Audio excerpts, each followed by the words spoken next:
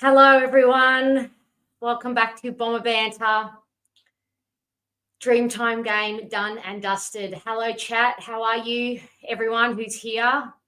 You're right, Matt. What a grind. I'm very glad that's over.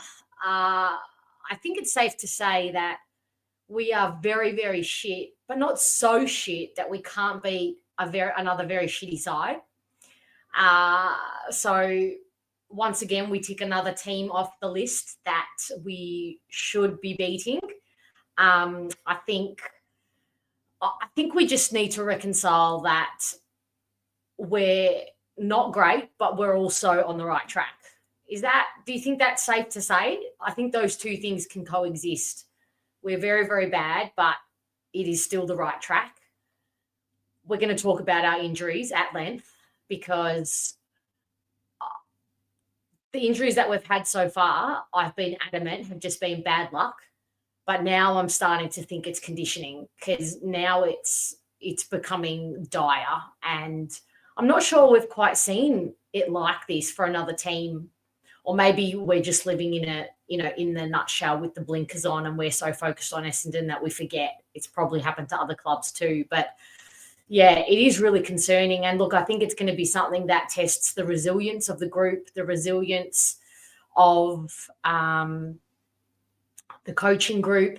And I think it's going to really, it's going to bring on a lot of criticism because our structure, our system is all going to be put to the test in a very extreme way. And it's not going to favour Brad Scott because it's probably not going to be really favourable outcomes.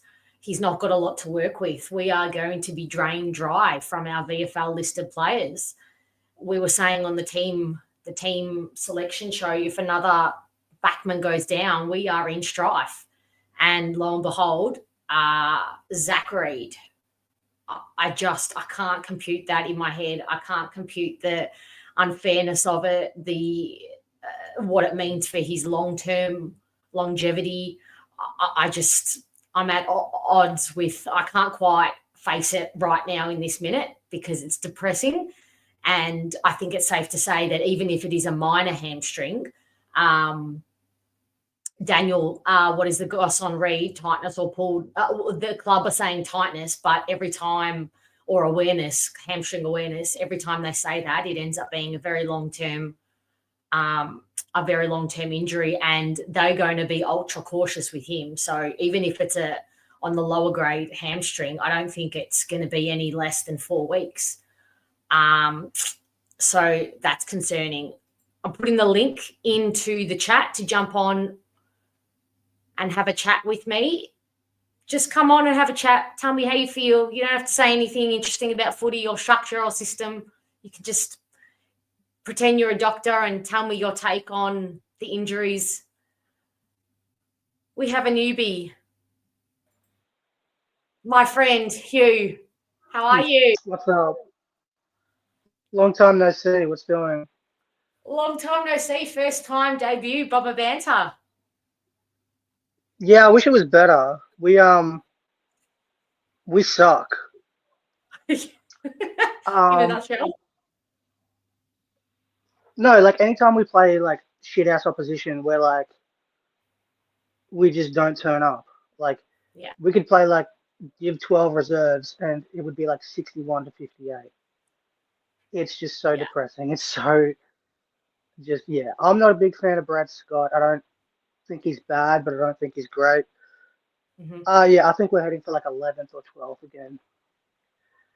Again, that'll be great one with the injuries as well. So.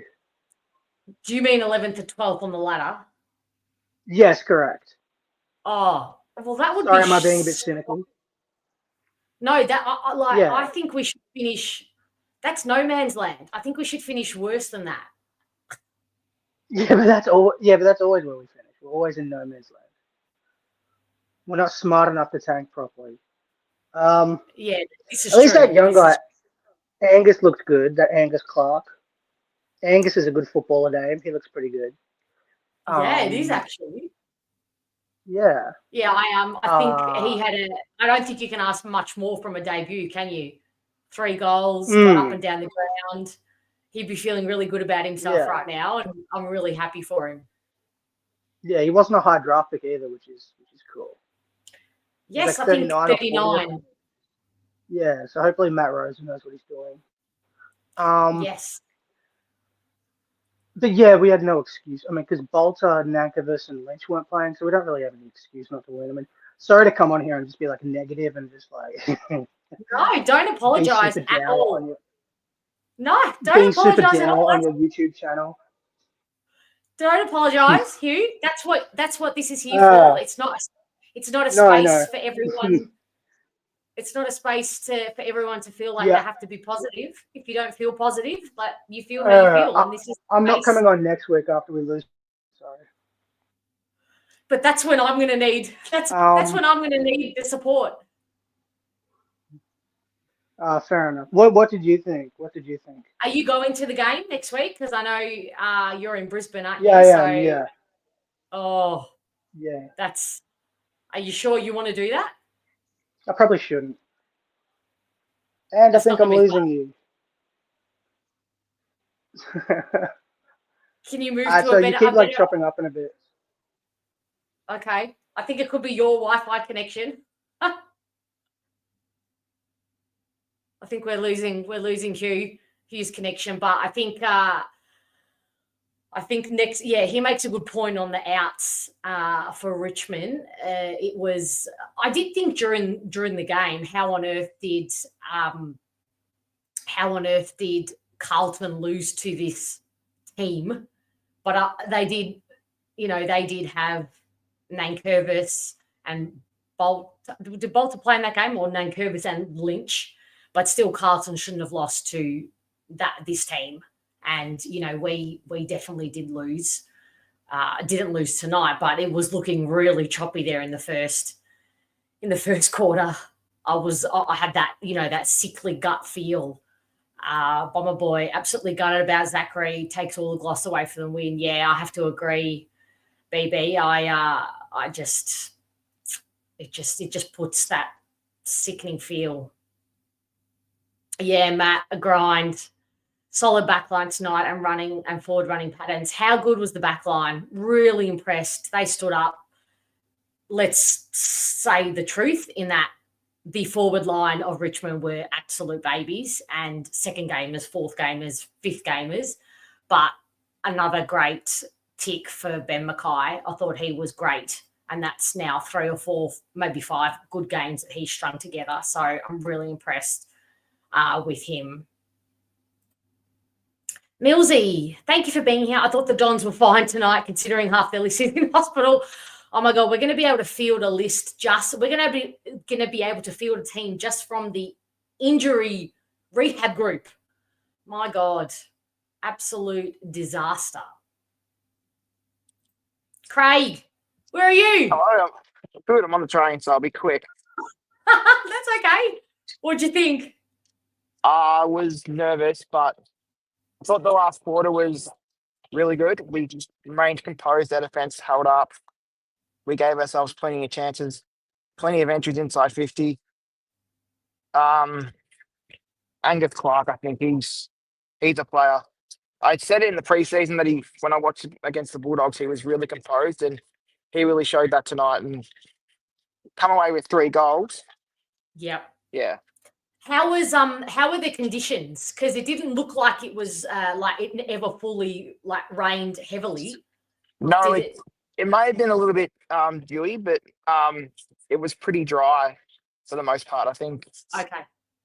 Yeah, our skills with ball in hand, we were trying to move the ball quicker, but that sort of made our skills look worse because we were trying to take on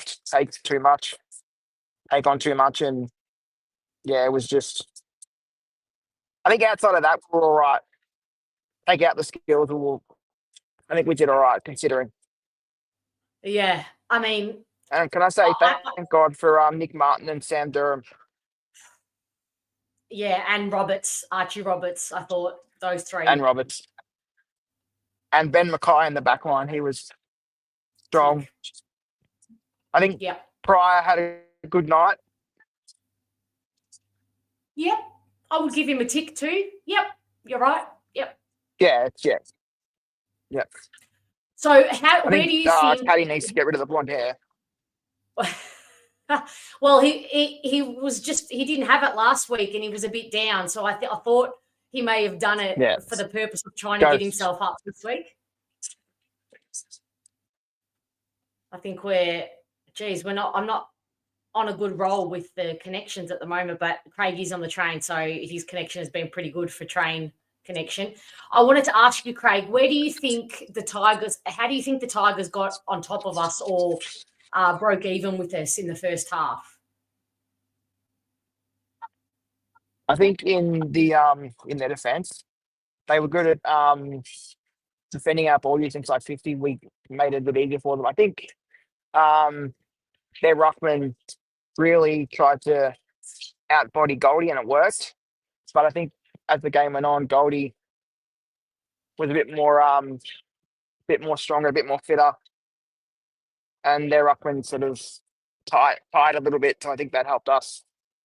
But I think their midfield got us early, and our ball use allowed their defence to just rebound it off half back. Yeah, and we just went. We certainly got them in the clearances, which kept us getting those inside 50s, albeit we didn't use the ball well going inside 50 till the second half.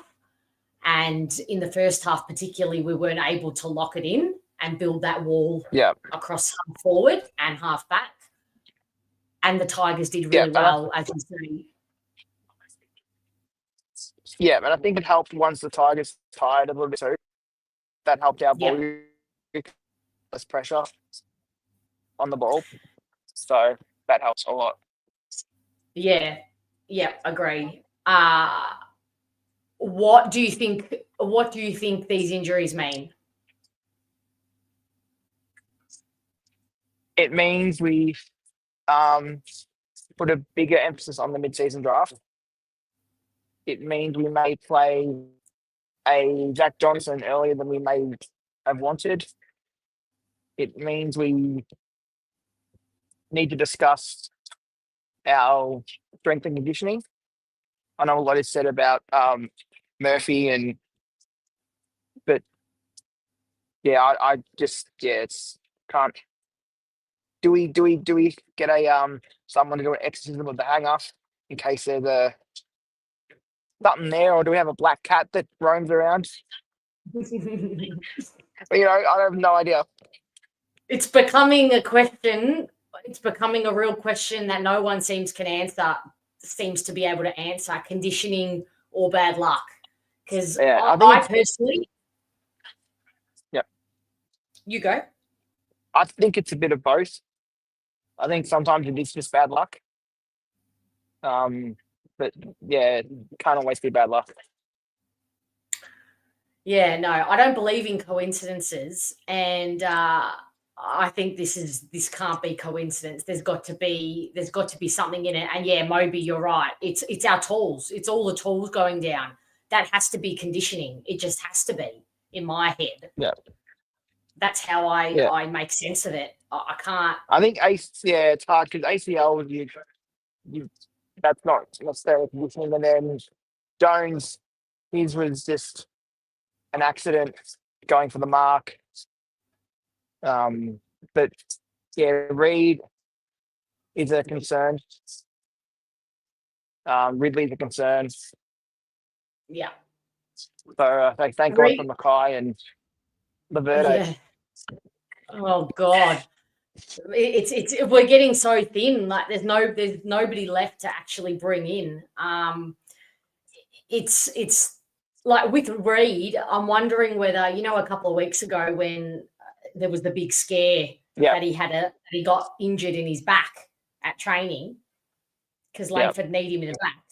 I wonder if that has actually, had an impact because the back is connected to the hips and affects the hammies. And I know personally I've got a torn hip labrum and that affects my lower back and my hammy a lot. Yeah. So I wonder if that's tied or connected.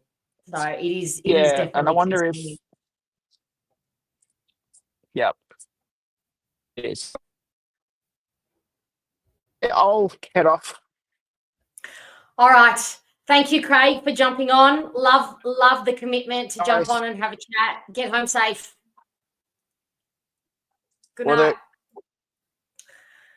Yeah, I did think that for a second about Reedy, whether that back injury has had anything to do with it. Super Dunks, if you're going to take a look at our picture for the rest of the year, we have had all the lower teams. We play Richmond once more. Where is our other win coming from? Carlton? Oh, God, no. As if, who can put your hand up if you can see us beating Carlton? Absolutely not. Yeah, I certainly can't at all. Top 8 at this level every game. Hi. Hello, Avo XFN. Jezza way better than him. Then who? Who are we talking about? Sorry. Jeremy, hello. How are you? Hurley Fletch stance and cloak to debut next week.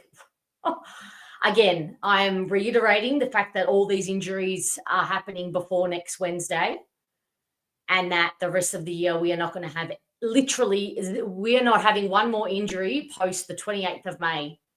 That's it. That's done. Because we're just going to stock up and that's it. Go from there. Hello, GPAT. Langford surely cooked. Yeah, this certainly makes me wonder. And you know what with Langford?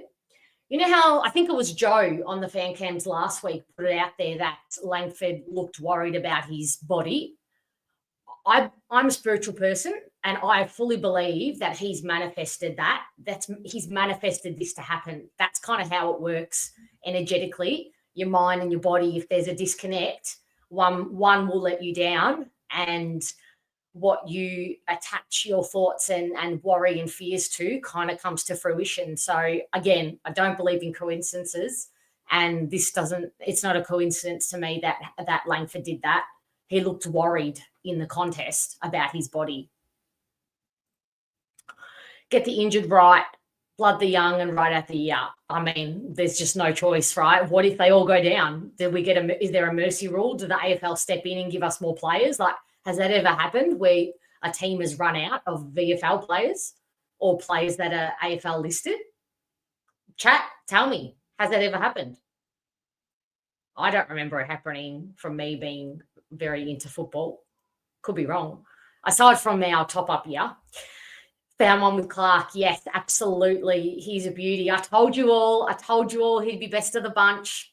I told you, everyone told me, and then I told you he's a beauty. His next stage is he'll start to get looked at a bit more with opposition, and if he starts to excel more and more, he'll get some opposition interest, and that'll test him. But what's going to be good for him is that it's not going to worry too much that he's really slight, because his attributes are running all day long, and by the time someone goes to tackle him, he'll just be off. He had a couple of circled around his opponents, and he's quite quick off the mark too. So I don't think it's going to be too concerning that he's still very slight. You know how we were all concerned that Cox is very, very skinny and slight and just gets pushed off the ball? I think Clark just has a really good footy IQ to kind of evade an opponent. Maddie, yeah, Blues are in bottom 2 form. Agree. And I'm sorry, no offense to Carlton, but not enough is being talked about at that. Like, forget the rebuilding teams, West Coast Richmond, us. Who else is shit? Whoever else is shit.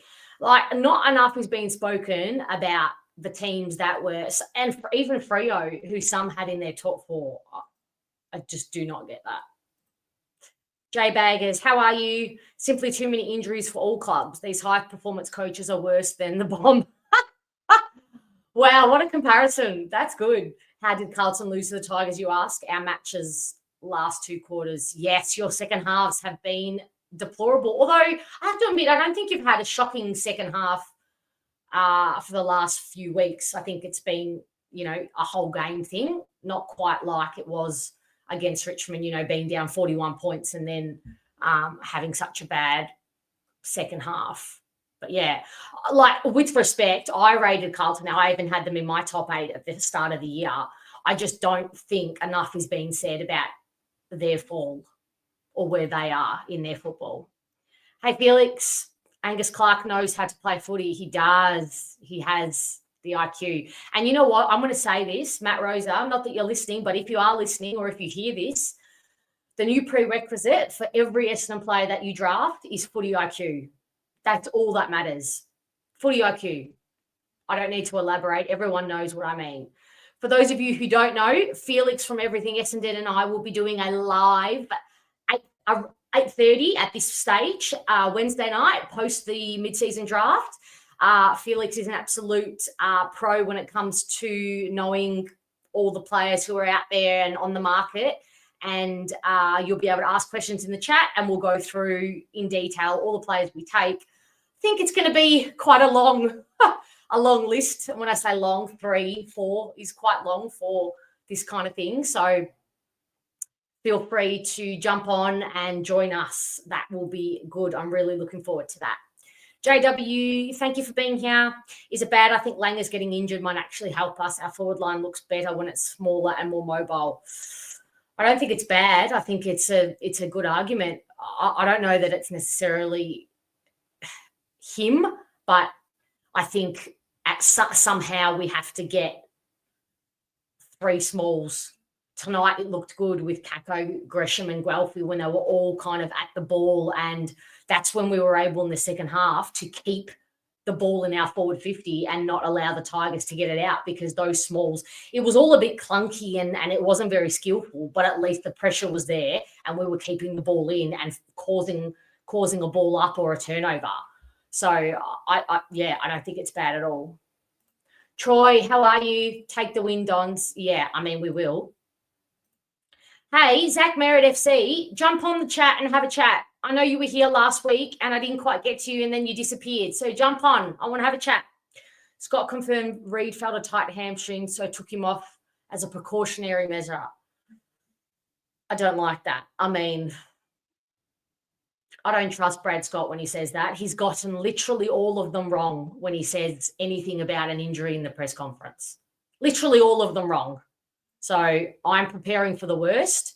But Zach Merritt, jump on. There's the link in the chat. Jeremy, could Kale Durine get a run? Yeah, we spoke about him, didn't we, in the team selection show? He's certainly on the right track, and I think it's safe to say we may have no choice at some point. Oh, my God, Shane. Yeah, thank you for being here, Shane. Sending Zach Reid to Qatar to fix up his dodgy hamstrings really worked out. Not only did we send Zach Reid, we sent Ridley and Zach for the purpose of helping them with their soft tissue injuries. What a waste of money. Can we get a refund? Did we keep the receipts from that? That's looking ridiculous, isn't it? We are actually looking ridiculous. Wow, I forgot that, Shane. Great shout. Hey, Gaelic. Sal Langford, how good was young Angus? I love him. We are not very good, are we? No, we're not. But we know this, and it's still the right track, I feel. But no, we're not. You are correct. The modern game takes a huge toll now, especially sides that can't rest players like the Pies. Yes, what a luxury. What a luxury at all. Tammy and Nick, how are you over there in the States? Nice to get a win. Hopefully the price is not too high. Oh, it's looking like it will be. The price of the win has come very, very high tonight, sadly. Are you having breakfast? Hey, Dave, the interview with Angus and his dad on Fox Footy is the best. You cannot miss it. Everyone, please watch it. Oh, he's got such a sweet energy, doesn't he, Angus Clark? Exceptions, how are you? What happened with Reid? Well, he had some hamstring tightness and they took him down to the rooms. I think it was the third quarter, and then he came back up and took no further part and confirmed by Brad Scott that it was tightness. And I'm just assuming, given his history, that's weeks.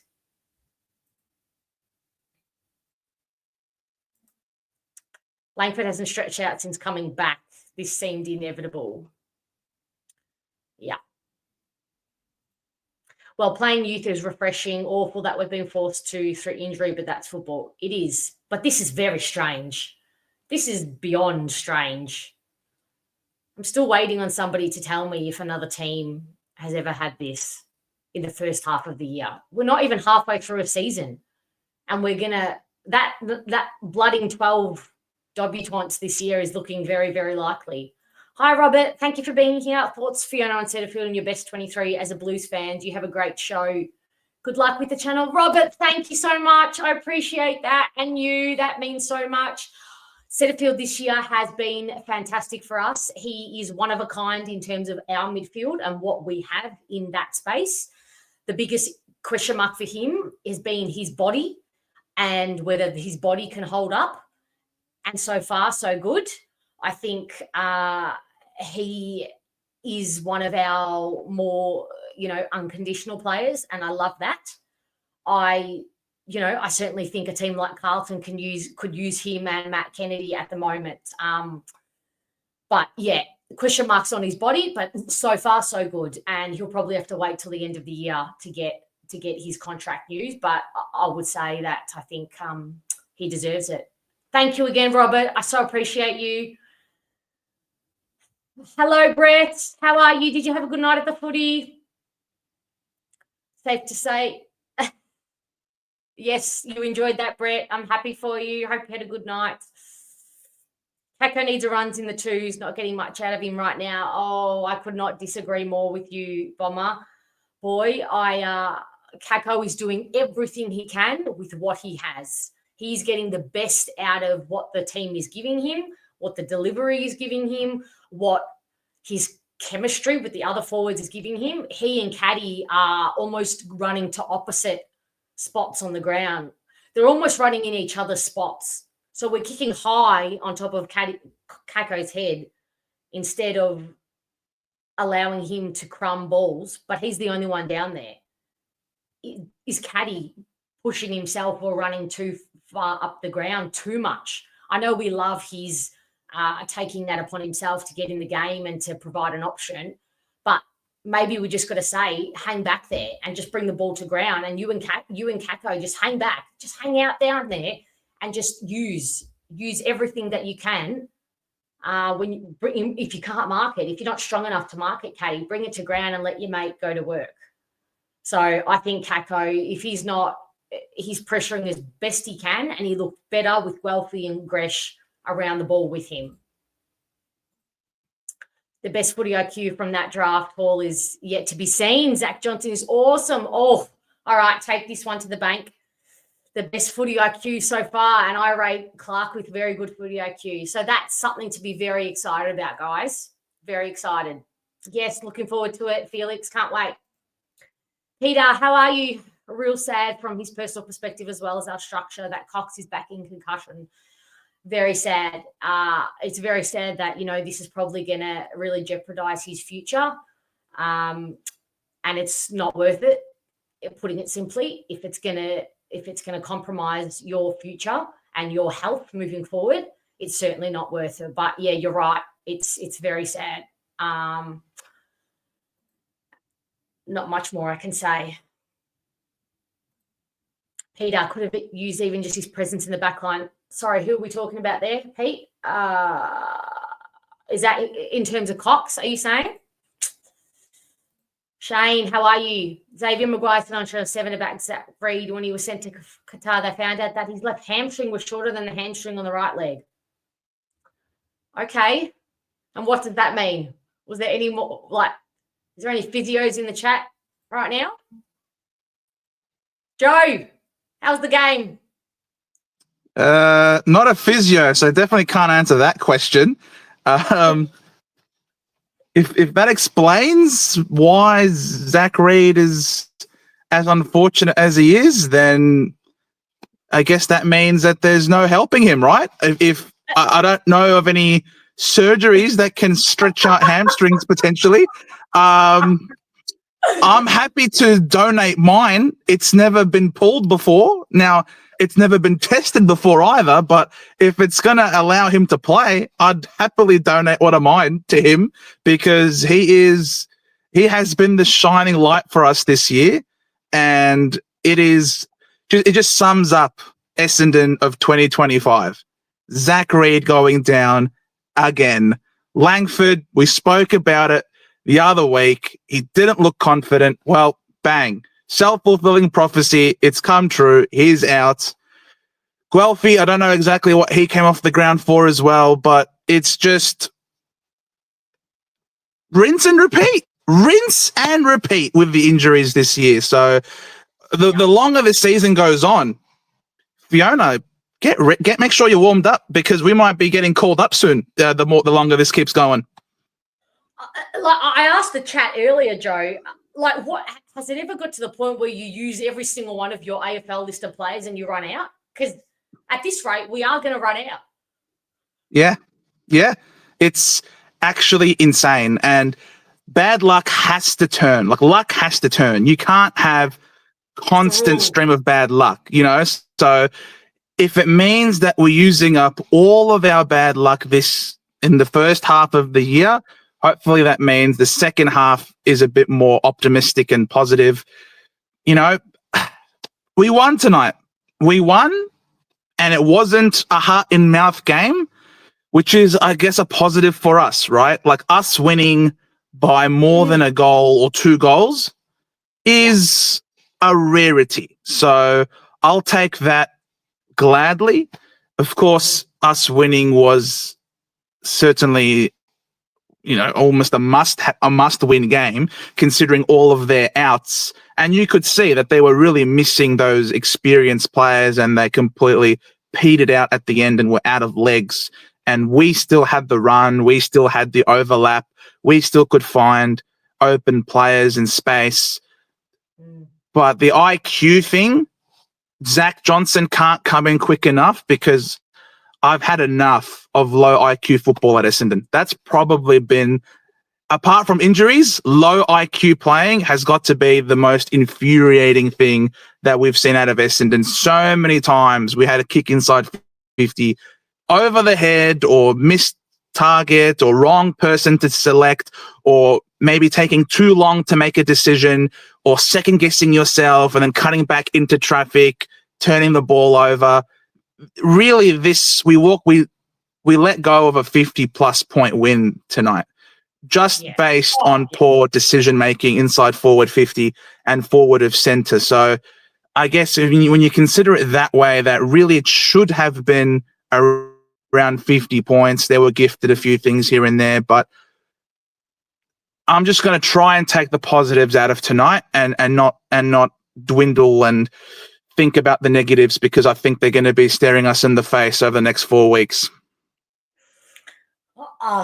It's not going to be pretty. Let's be honest. And I could only think tonight far out if this was Geelong or Bulldogs right here right now, this would be 150 point plus. Even the Sydney at this point, probably Port Adelaide at this point tonight would have beaten Richmond by 60 plus points. We got the win purely because they had absolute babies as their forward line. They had not one experienced player down there. We got away with clearances because we find Martin played in the midfield and led the way, leadership-wise and, ability-wise. And then we had Roberts who refused to give up. And then Durham, as soon as Langford went down and Durham got moved forward, also refused to give up. So I think we just had certain individuals who willed us over the line tonight.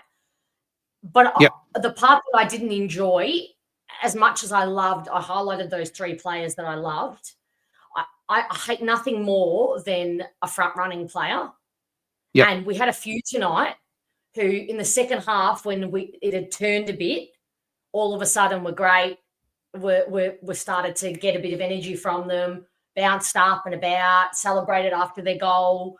And it just left a bit of a sour taste in my mouth. Is that being too harsh? No, not at all. Because you know what they say about culture. Culture is what your people are doing when you're not looking, and we're always looking, right? These players are always under the microscope, and all of their efforts are judged. And just because you might not have kicked a goal earlier on in the piece doesn't not mean that we don't appreciate effort when effort is genuinely given. And we will applaud every good spoil, every good tackle, every good second effort. We're not fair weather supporters that will only cheer when you kick a goal. Anything that you do that is positive, that is effort-based, we love it. And that's why we love Setters so much, right? Like, you can't say that Setters is the most talented footballer on our list or in the AFL.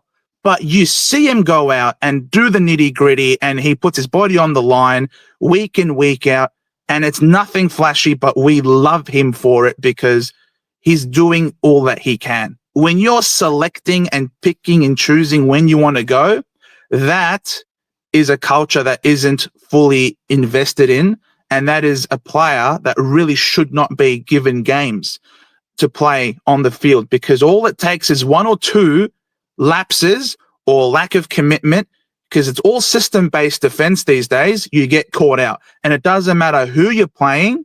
All it takes is one or two. You get a goal, which could lead to a second goal, which can lead to momentum with 666 rule. And momentum is the hardest thing in football to understand and stop, especially for us. So if you're playing half-ass football for some of the game, then I'm sorry, you shouldn't be getting a game. And I know there's a bunch of kids in the VFL who would gladly give their all to play. How great was Clarkey? Gus was wonderful. And he copped it hard a few times, but he continued to get up and go, continued to play his role. But it might be time. It might be time to really start saying, all right, you haven't bought in, you're dropped. You're not playing next week. And I think with someone like Langford, it might be time as well to say, look, it's not working. It's not working. The best player, the best ability is availability. And if you're not going to play and you can't play every week, then maybe it's time that we run with a different spine. Maybe we start Hobbs, who deserves to play right from the get-go in wet, greasy, slippery conditions. He's a hard nut. He doesn't stop. He doesn't half-ass his defensive pressure. He's a great tackler, and he puts his head over the ball. I love what Hobbsy does when he's in the midfield mix. Maybe we play Durham more forward, and we say Langers, and we prioritize a Durham on field in the forward line over Langford. Someone like Guelphy clearly wasn't up to it tonight. Yes, he had some defensive efforts that were really good, but he didn't seem match fit, so we played him a bit earlier. There's a few things that we had to decide, but it's all a question of who is going to be in our best mix moving forward. Who's got the heart, who's got the hunger and the commitment to back it up week in, week out and refuse to lose, like your Durhams, like your Roberts. I think Reid has that mentality. And I've got to say, Mackay is now starting to have that mentality. And I want to shout out Ben Mackay. I thought he had a couple of really good moments, one-on-one, stood his ground, and then even was aggressive and played on where it was there to take. So I just wanted to give a shout out to Mackay. I think started to buy into that. And I think maybe it was a bit to do with Merritt coming back behind the ball a bit more, talking to him, giving him that encouragement to keep going. So I did want to give a shout out to Ben Mackay for that. Yeah, I called him out on Twitter earlier. He's just strung another good game again. I think this is 3-4 in a row.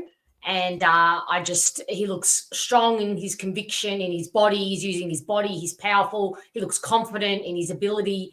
He's out of his head more. And I don't think I said it a few weeks ago, but I really think that Reid playing there is making him a better player and making him stand taller. And I think, spiritually and, athletically, I think Reid doing well has also motivated Ben. And unfortunately, Reid goes down, but I hope Ben takes that and just keeps that and runs with it because, he's done. Albeit, it was a very poor young opponent tonight, inexperienced opponent, but Yeah, he a big tick for mine on Ben Mackay, and someone, I think Craig also was on here before and also gave a shout out to Pryor. I didn't notice him too much. He had a pretty good game, didn't he? He did. He wasn't beat 1-on-1, I thought, which was pleasing. And really, let's be honest, against the Tigers, you shouldn't be getting beat 1-on-1 there. But I thought he did really well. Laverty was initially playing on Lawler, and Lawler beat him in a couple of 1-on-1s there. Sort of had a bit of a switch, and Pryor went to him. Of course, Lawler subsequently did a hammy and was out of the game. But during the time, I think Pryor was pretty strong.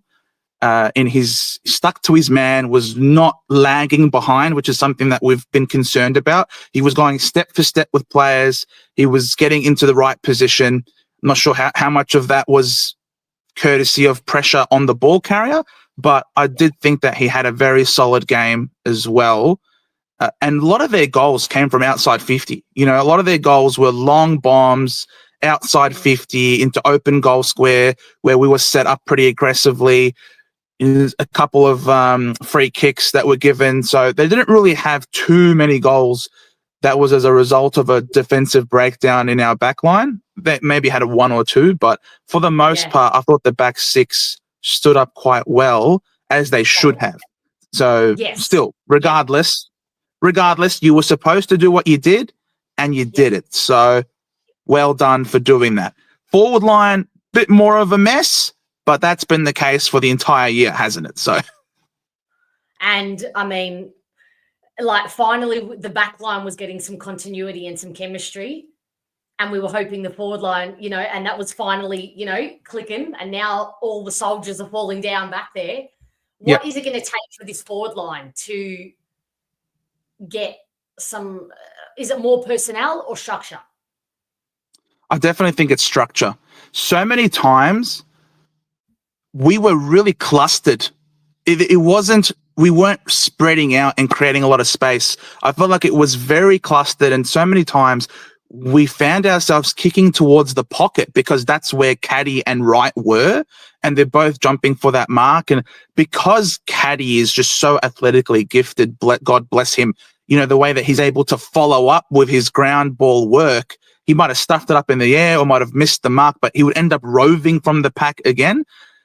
Which might be the reason why they did it that way, because he's good on ground level as well. But there just wasn't that separation, one person leading one way. And I think we tried to do it maybe early on, but so many of the kicks were just going over their heads and missing targets, completely devoid of any pressure. In doing so, the player was leading up, but they were just getting missed. And I'm not entirely sure if our fitness really is 100% good as well, because I think we try to go into this bombing mode, or we try to slow down the game almost to catch our breath, and potentially we were able to lower the eyes and hit targets because Richmond were more tired than we were by the end of the game. And that's where all of a sudden you started to find that the kicks were lower, they were right in front, they were a lot easier to mark. Those leads were there at the beginning of the game, but they were always just getting overcooked and going over their heads. And then it was just poor skills and decision making. So, look, it's maybe a mixture of both, but I think it's structure and system. So rather than kicking the ball right up the guts in front of the goal into a really dangerous place, we're going wide. And a lot of these set shots were wide, close up to the boundary. Those aren't high percentage kicks. The best kicks, the best ones that are going to yield you the best chance of scoring are the ones in front. And I think the only times we went into the middle of the ground is when we were kicking it from the boundary and we were kicking it central into the middle of the ground. But otherwise, when we're streaming inside forward 50, we're kicking it wide. So I'm not entirely sure if that's the direction, if that's the system that's being employed to do so.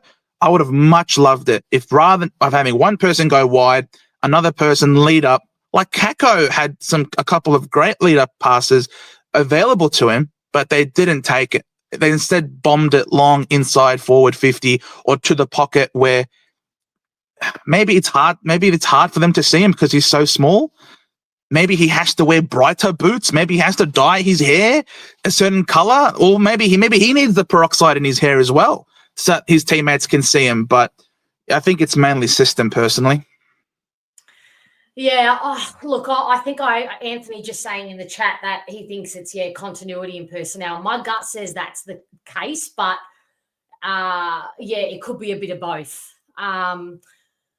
Thank you, Joe, for jumping on. Get home safe. Love your insights as always. Get home safe, and we'll talk to you during the week. No worries. Calm the Bombers. We won. Top 8, baby. Who would have thought? See you guys. Good night. Hello. G'day. Hello. How are you? I'm good. First time on the show, but I've been listening to you for a while now. Welcome to Bomber Banter, your debut. Thank you. I went to the game. I was bored as anything in the beginning. There it was terrible first quarter, wasn't it? Yep. It was. Woeful. It looked like we were playing two very ordinary teams playing each other, didn't it? They're not playing finals, those two teams, surely, are they? No, not at all. How were the conditions? But we've got the winning curse. Every time we win, we lose a player. Oh my God. I think you're right. You're right. And it's in the third quarter as well. None of the wins that have come this year have felt fully great because we've lost players. Yep. And I said that the other day. So the other one is that whoever beats us loses the next week as well.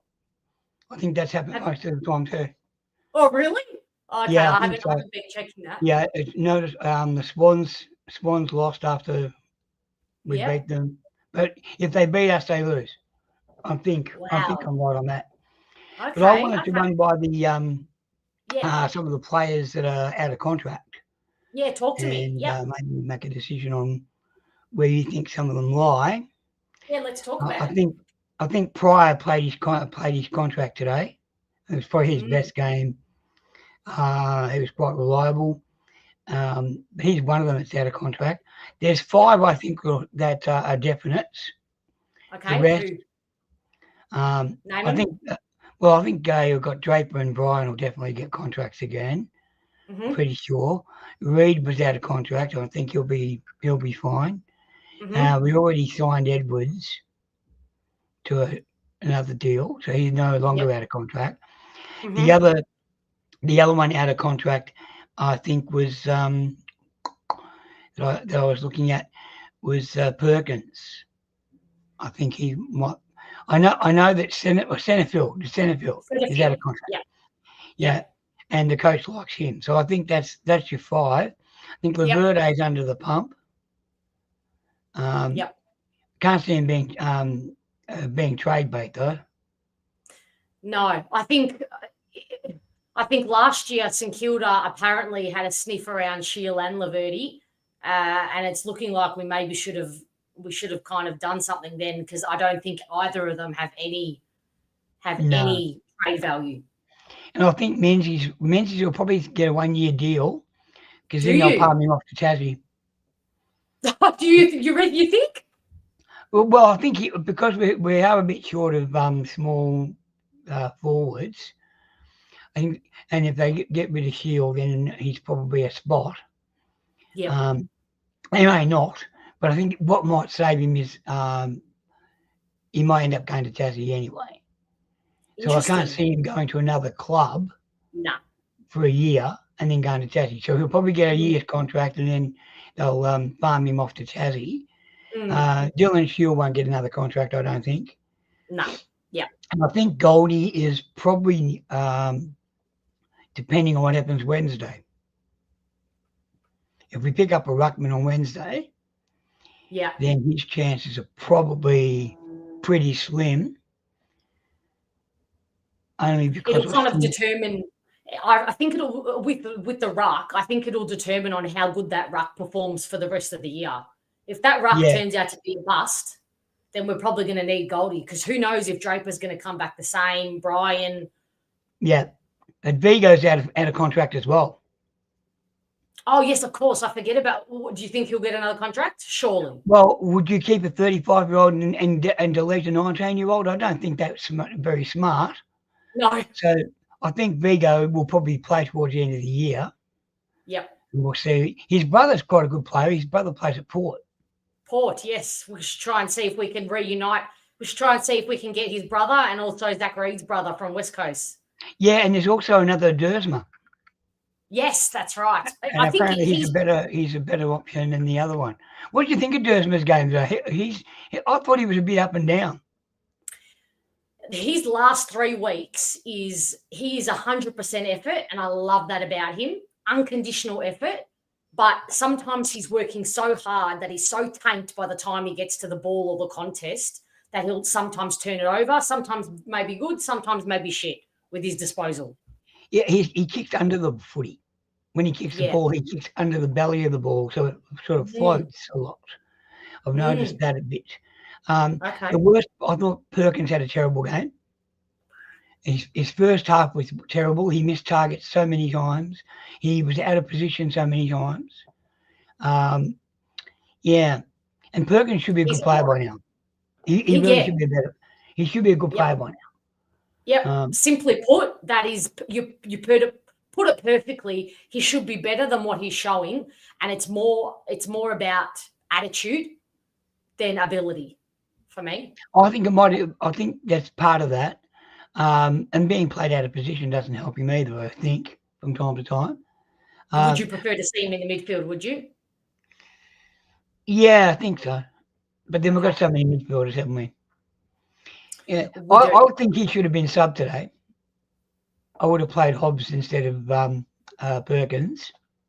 Mm-hmm. Yeah, it was Hobbs type of game condition, wasn't it?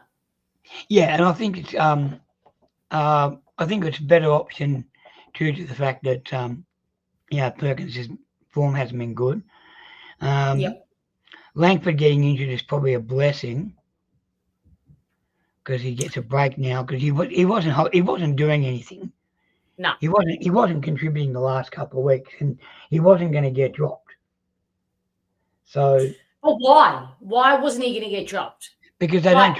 Because Scott doesn't drop the name players. It's been known to. He doesn't do it. We have a look at the changes we made this week. Kids, and they weren't the worst. He dropped Shield. Hurley and Dave Wicks were not the worst players last week.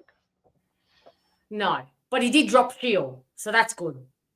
Yeah, the Shield had 2 games as a sub, so he was in the outer anyway. Okay, all right, I'll give you that. Right, he was on the outer anyway, and normally what they do if you sub twice, you get dropped anyway. Yeah, if you have a look, if you get subbed twice because of lack of game play, you go back to the VFL to get some gameplay. Yep. So in general, he doesn't, and Langford's been a long-term, regular. Yeah. Whereas Shield hasn't been a long-term regular. He's been in and out. I'm adamant that if Edwards was fit, I think he'd be playing ahead of Langers. Yeah. Oh, and well, the same would go with Hayes and Ridley ahead of Laverde. Laverde wouldn't be in. Yeah, no way. But look, Mackay was good today. The guy who sits next to me is not a caddy fan, which is really interesting. He thinks that caddies doesn't contribute as much as he should. I think he's wrong. That's tough. 19. He should kick goals though. I think it's his goal kicking that lets him down a bit. But he works. He's a hard worker. Exactly. Caddy's a hard worker. If they all had Caddy, Roberts, Clark, kids who won't have a go. And you see Roberts upset when he drops a mark or he misses the kick. He's upset about. So to me, that's a sign of somebody who cares. Yeah, absolutely. Yeah. That attitude. If that attitude ran through all of them, we'd have a pretty good base. And I think that's what they're trying to build with who Rose is trying to recruit. Players who are going to have that. I think I'm a bit 50-50 on Brad Scott. And I was jokingly thinking the other day, what would we have been like had we had Clarkson as coach? Where would we be? And considering that the first year would have been a racist thing, with just what Essendon needs, another controversy. Yeah, that's right. But, yeah, that's right. Yeah, but it would be just our luck. I wonder how he would have been coaching us, because I don't. Yeah, Honestly, I don't think. I've got two sponsors for us. I reckon there's two great sponsors for the Essendon Footy Club. Right. One is Pampas Pastry, because not only are they flaggy, they make a lot of turnovers. Very good. Good one. And the other one is the sponsorship we have of Dutton. I was making the joke that we might have a Prime Minister as our sponsor. And most of the guys I spoke to at the VFL, when I told them that, we're going no. But it's called Dutton One, but he didn't. Because Dutton One is the sponsor. Okay. ONE. Yeah. So Dutton didn't win one. Dutton didn't win. Oh, I see. Dutton won, no, he didn't. Yeah. Okay. Yeah, but if you have to explain it, it's probably not as funny if you have to explain it. Yeah, it's not, but also I need jokes explained. I'm not the quickest off the mark. But I like the Pampas one, the Pampas pastry. That's good. Yeah. I think that's perfect. I was talking to a guy. I go to the VFL quite a bit. And are you going tomorrow? No, Frankston's scary place to be going to at night time. No thanks. Fair enough. Away from Frankston. Yeah, fair enough. But it was funny. There's a guy. He's an official. I've spoken to him a couple of times at VFL games, and I happened to be standing outside the MCG about to go in, and he taps me on the shoulder. Out of all things, there's thousands of people that would have been there, and I ran into him and his son, and he said hello to me. Lovely guy, but he was he's one of the head honchos or so at VFL, trainers or something. But he was telling me that the AFL do not like curtain raisers, that they're against curtain raisers. And I always thought, why don't we have the VFL as a curtain raiser? Today's game would have been a perfect opportunity. You could have played it at Punt Road, even if you wanted to save the MCG surface. You could have played it at Punt Road at 5 o'clock or 4 o'clock or something. People could go to that game, watch that match, walk straight over to the MCG, and and that was it. And then you're playing Richmond, so you're not playing a VFL, other association side. But apparently they don't like curtain raisers, so there will never be curtain raisers. Because my plan for the AFLW would be to start the AFLW in July and run it all the way through, play some of them as curtain raisers at the same time as the men's. So the girls get to play in front of bigger crowds, they get, get more exposure, and you have your finals would be at the same time as the men's. Yeah, I love the suggestion of doing the Punt Road game, because then people can just make a late arvo night of it and just walk over to the G, as you say. I mean, they just miss so many opportunities, the AFL with the VFL program. I mean, that's just added to the list of faults that they have. I can understand why they don't want curtain raisers at Marble, because the surface gets chewed up too much, and if you're playing a lot of games there. Yeah. But you could do it at Punt Road. You could also, and they have done it, because I remember, I think it was Dreamtime at the G last year, we had the VFL side play. Did you know that there was an ex-Essendon player playing for Richmond today? In the game? Yeah, and he's playing his second game. He played pretty well in the first half. Yes, that's right. There was. They mentioned that. Yes, there was. What's his name? Gray. Campbell Gray. He was on our list for 3 years, and he presented himself in the trade, put himself up for the trade, and we didn't take him. Richmond took him. There's a kid to watch. How much VFL do you watch? You see much VFL? Yeah. I watch it as much as I can stream, and I went down to Windy Hill a couple of weeks back. There's a kid called Oscar Smart. Yes, I love him. I loved him when we played at Geelong. When we played Geelong, they did the curtain raiser. I think it was at GMHBA. And Yeah. I absolutely loved him. He is crafty. Well, he's nominated for the draft this year. Interesting. For his mid-season draft. I'm hoping that they pick him up because he's shown a fair bit in the VFL. But have we got any more defenders left? No. No AFL list of players. No. No, well, Lou Alkin played halfback. And he's an AFL listed player. He is, but you're not far out. Not but he's another one who's out of contract. No, yeah, he won't get a contract. If he doesn't get a game this year, he won't get a contract. I can't see him getting a contract either. Yeah, no, we don't. We're going to have to. I genuinely don't know what we're going to do. The draft is on Wednesday night. Wednesday, we can pick up a defender. Yeah, but we can't just play them on Thursday night. They don't know. Didn't they do that with Martin? Didn't they do that with Nick Martin? Didn't he play straight away? No, he was in the preseason. He at least had a chance to learn the game plan. They can't learn the game plan overnight. Yeah, well, they haven't learnt the game plan. The rest of the players haven't learnt the game plan either, have they? That's a very good point. Yeah, you're right. You could. So you just draw the rest of them. The other joke I used to like is if Essendon recruits a player who can mark, kick, and handball, we train that out of them very quick smart. I know. If you're any good at using the footy, we'll just train that out of you. We don't want anyone who can do that. You're ruining it for everybody else. Don't start showing up the rest of the blokes. Yeah, anyone who makes good decisions, we turn them to shit pretty quick, don't we? I think Roberts is fantastic, and he was great again today. He won't win the Rising Star because that's rigged. We all know who's going to win that. His name is Ashcroft. They've already decided. Don't worry about it. If you play for Brisbane or Geelong, they've already decided. So I'd love to see him win it. But he is great. I thought it was great. Oh yeah, Gus Angus, who was the last player to play for Essendon with the name of Angus? Monfries? That's the one. I love useless trivia. Another bit of useless trivia. We had a guy called Devon Smith. Yes. You either love him or hate him. Yep. He was the first Smith to play for Essendon since 1974.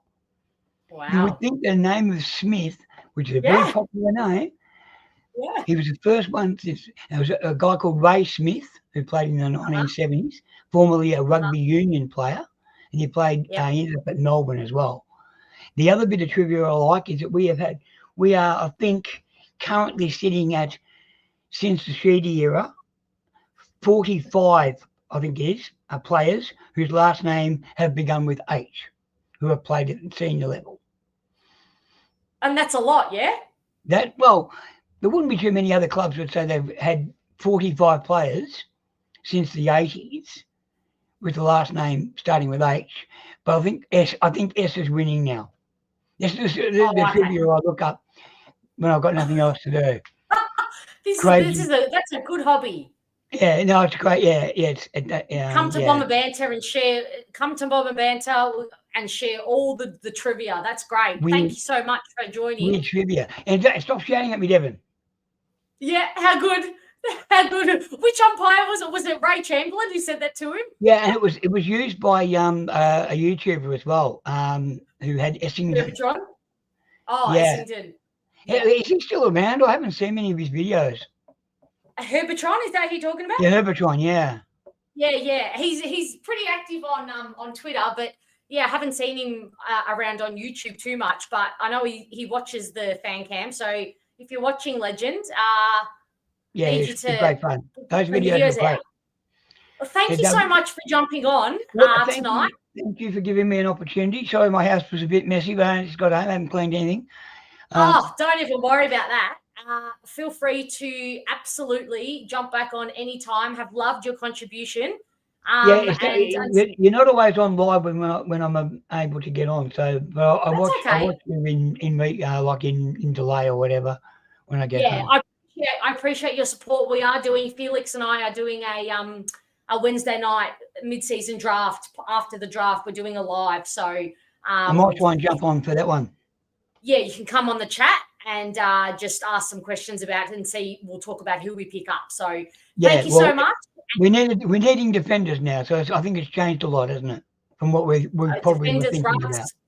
We need them all. All right. Good All night. right. Thank you. Have a good Bye. night. Good night. Hey, Ro. All right, how are you? Oh my God. I'm all right. How are you?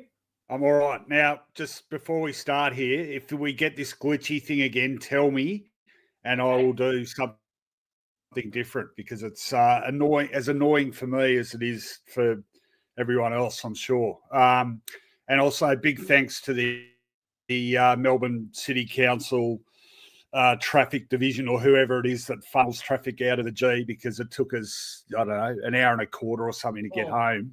Bloody ridiculous. We've just funneled towards the northern suburbs and then took us 40 minutes to get on the Monash, and then God, Melbourne's just shocking with traffic now. Anyway, there's just got to be a better system, isn't there? Hopefully, yeah. So is this sounding all right? Am I glitching or not? A tiny bit, but probably not as bad as previous weeks. It is. I think I found out that this whole live stream is just another kettle of fish. And if your modem is not like tip top, I've had to change my whole thing. So, yeah, okay. I think you're okay. I think I've said we have had internet issues here. I had really good connection until, I don't know, a month or so ago. And then for whatever reason, I don't know if the international students next door are hacking into my account and, playing the stock market in Hong Kong or something in the middle of the night. But, yeah, well. Using all your juice up, Rowan. All right, talk to me about the game. I hope that's not a metaphor. Look, I don't know I haven't heard a single other person, but I've got to say, I'm just more of the same, like, do we ever have an inspiring win? I mean, it was, I think the last half was obviously significantly better than the first half, but I was thinking about it as we were walking out, you're playing a really young side without Lynch, without Bolter, without Nankervis.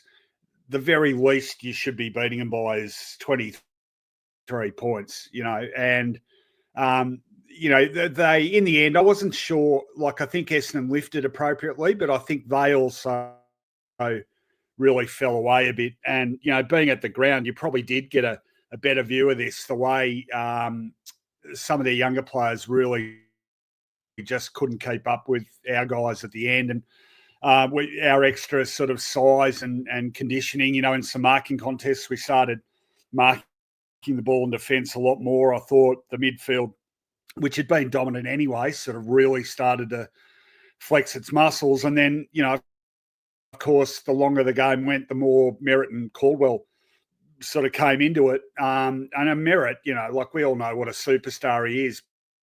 But, I mean, I actually said to son David at half time, he's just going. And then he ends up with, how many possessions was it? 35 or whatever. I'll get my stats out here. But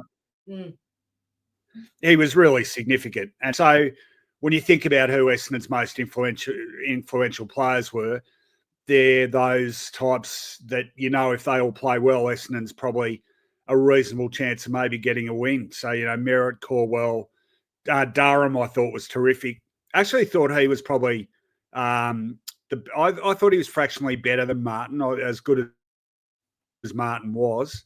Clark, that's probably the biggest plus out of it, I think. So, if they all play well on the one occasion, there's a fair chance Essendon is at least going to be reasonably competitive. But, okay, I'm being glass half full, glass half empty.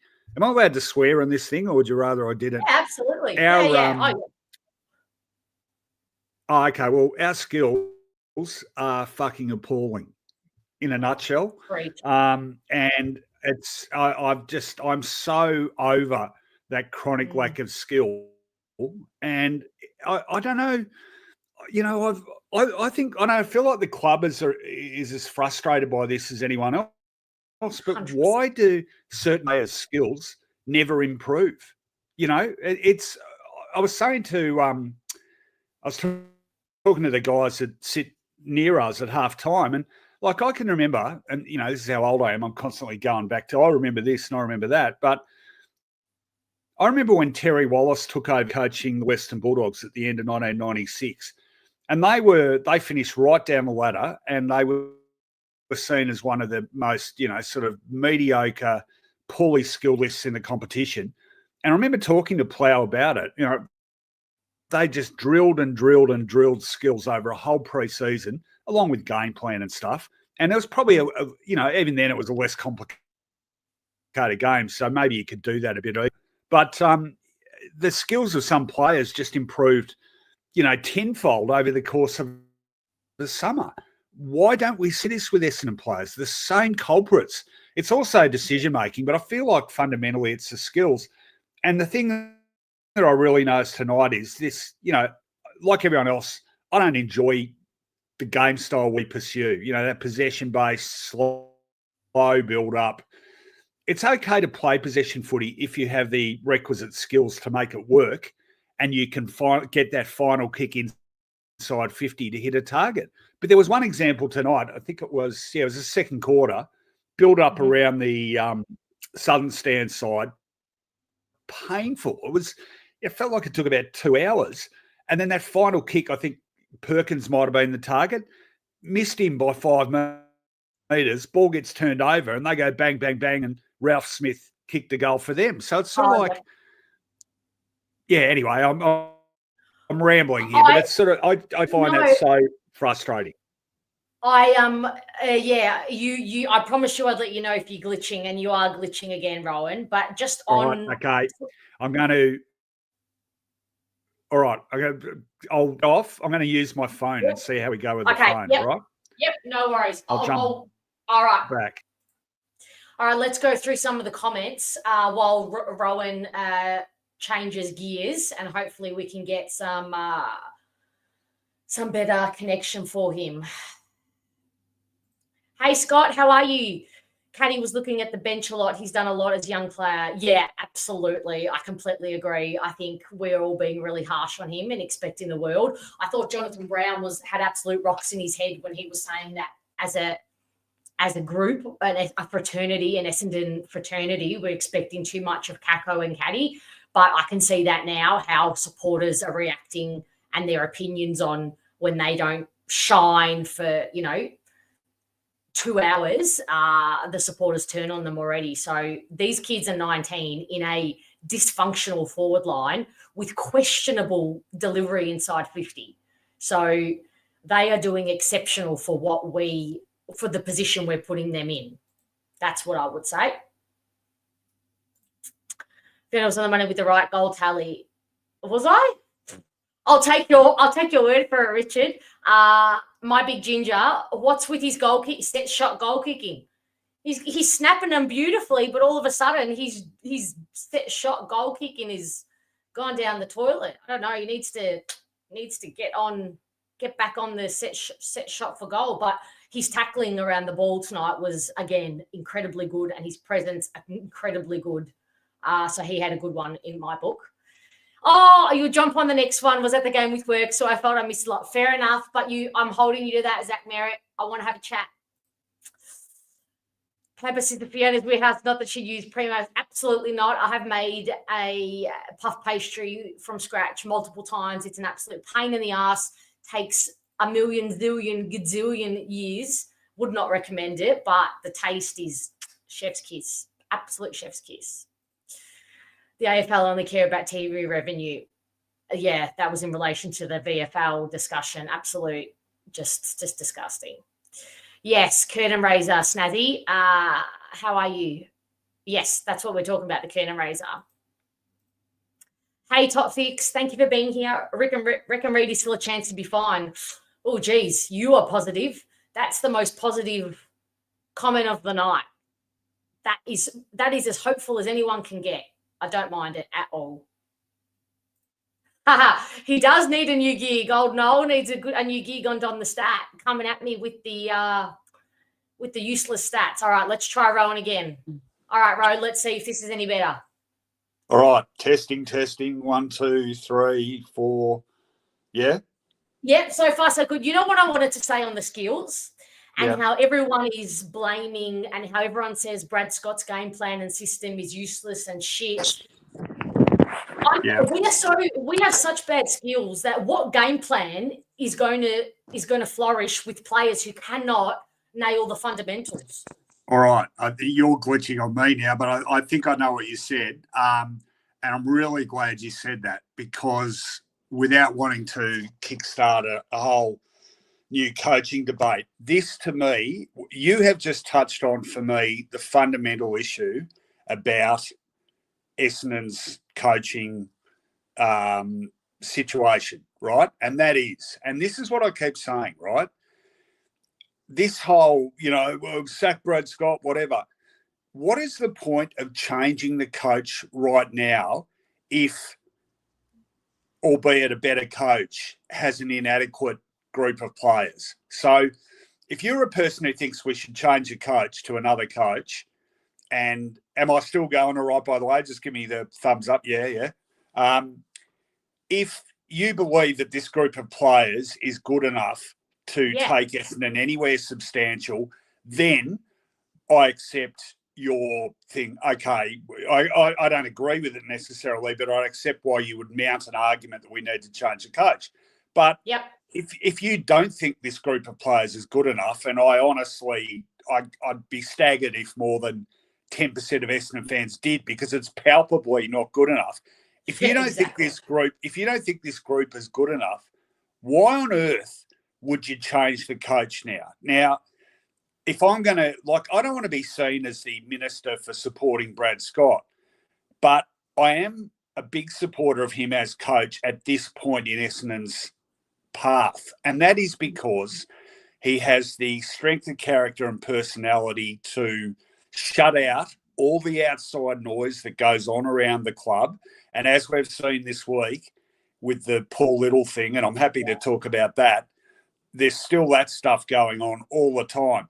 Would another less experienced football person that hasn't worked within football club administration, who hasn't been a player at a very successful club, who hasn't worked in the AFL itself as an organisation, knows the political machinations of the football world, is someone like that going to be able to withstand those pressures? I've got my doubts, and that's why Ben Rutten bit the dust. It's why Matthew Knights bit the dust, right?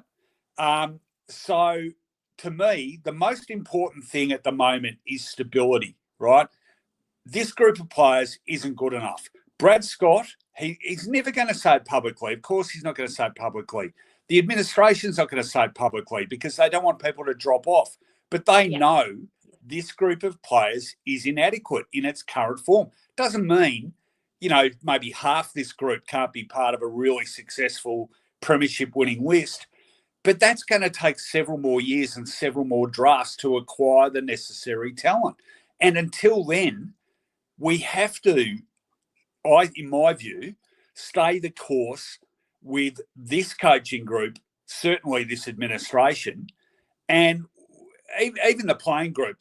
They've made 20 changes to the list in 2 years. It's a pretty reasonable amount, but that's only half the list, and it's still that far off. So it's give it another, if another 2 years and 2 national drafts and, mid-season drafts and trade periods and whatever down the track, there's not a lot of advance from this point now. Okay, absolutely. Then you move. You don't move now. All that would be doing is going back to where the club was when Ben Rutten got sacked at the end of 22. And trust me, I'm old enough to remember this. I saw the Richmond Football Club go from being the power in the game in the mid-70s to an absolute basket case that nearly went belly up in 1986 because they failed to adapt to changing football practices. And then after that, when they got in trouble, there are a number of good coaching candidates and CEOs and presidents who were trying to turn things around, but all that Richmond old guard said, hang on, we should be winning 5 flags in 9 years like we did between 67 and 74, tipped out the blokes trying to fix things up, and they just kept repeating the same wacky sort of circle of self-destruction. There's a real danger that Essendon could lapse into that. And don't forget, Richmond, apart from almost going belly up, waited 37 years between flags. Now, it's been 25 years for Essendon now. We're not actually far off that sort of status. The only advantage we have now is that we're a financially more stable club than they were then, but not the financial powerhouse we were. And I don't think some people aren't aware of how tenuous Essendon's sort of status as a powerful club, even in financial terms, is these days. So Really? that's how precarious. Yeah, absolutely. That's how precarious it is. And the absolute single worst thing they could do now is lose patience and throw out yet another coach in the mistaken belief that this group of players is underachieving. This group of players isn't underachieving.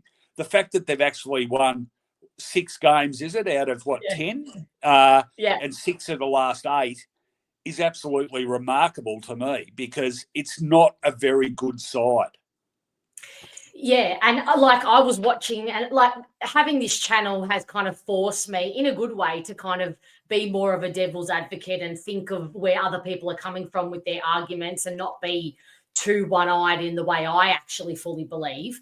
And I was thinking, and so I've listened to the people saying, oh, this Brad Scott ball is going nowhere, and the system is terrible and the game plan is terrible.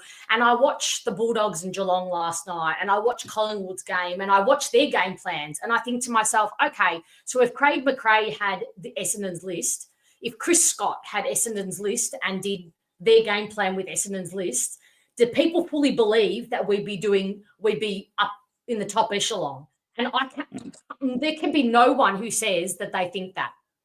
No, well, and this is the thing. I mean, it's one of the perennial arguments in footy is, do coaches make players or players make coaches? But even some of the greatest coaches in history, I think, basically would concede that ultimately it's about the players at your disposal. I mean, here's a good example, Ron Barassi, who, as a child growing up, he was, and we all know what a legend of football and life Ron was, but particularly as a football coach, he was the foremost coaching figure in the game. So he coached Carlton to premierships.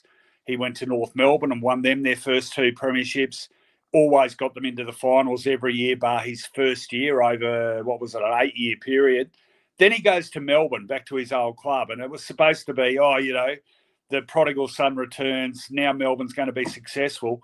His first year, they literally won 1 game. They did not make the finals under his stewardship, which was 6 years, 81 to 85 inclusive. 5 seasons. Never even got close to making the finals. Okay. Even that, and I kept saying this about Essendon. Jock McHale could be coaching this group. Yeah. And they wouldn't be any more advanced. I reckon, frankly, this group of players having 6 wins at the moment from 8 games is like, if you looked at a side with a 6, hang on, sorry, I keep getting this wrong, 6-4, isn't it? If you looked at a side, we're 11 games.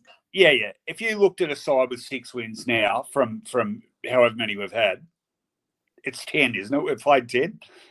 Have we played 10? Yeah, this is round 11. So haven't we played 11? Yeah, but didn't the game against Gold Coast got cancelled? Aren't we 1 game behind everyone else? Yeah, we are. Yeah. But is round 0 counted in the 11? Oh, why do they have to confuse things with this round bloody 0? No, we've played 10. We're played 10. Okay. We're 6 and 4. I look at a side and see, 6 wins, 4 losses, and they're inside the 8, I think, that they're not a bad side. And then if I then looked at highlights packages of every Essendon game this year, without seeing that thing, I would say this is a bottom 4 team. I mean, let's be honest. Every one of those 6 wins, I think, has been really impressive. That was the Melbourne one. They won that comfortably, won it well, played some really solid footy.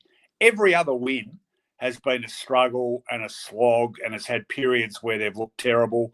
And that first quarter tonight, like, people around us, everyone was laughing. It was like, and you mentioned that game last night. It was like a different competition. Quality of football last night compared to tonight. So that's how big the gap is. The thing is that sort of fast movement, link up, constant, keep the ball moving, quick delivery inside 50. You can do that if your skills are up to par.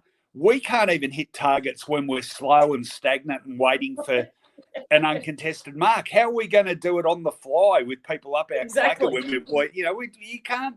Essendon cannot play like that now, and if they do, they will get absolutely torn to shreds. So, given all that, I think Brad Scott is doing a pretty good job to have Essendon where it is now. But again, even that isn't the most important thing. The most important thing now is continuing this rebuild, not just of a football side, of a football club.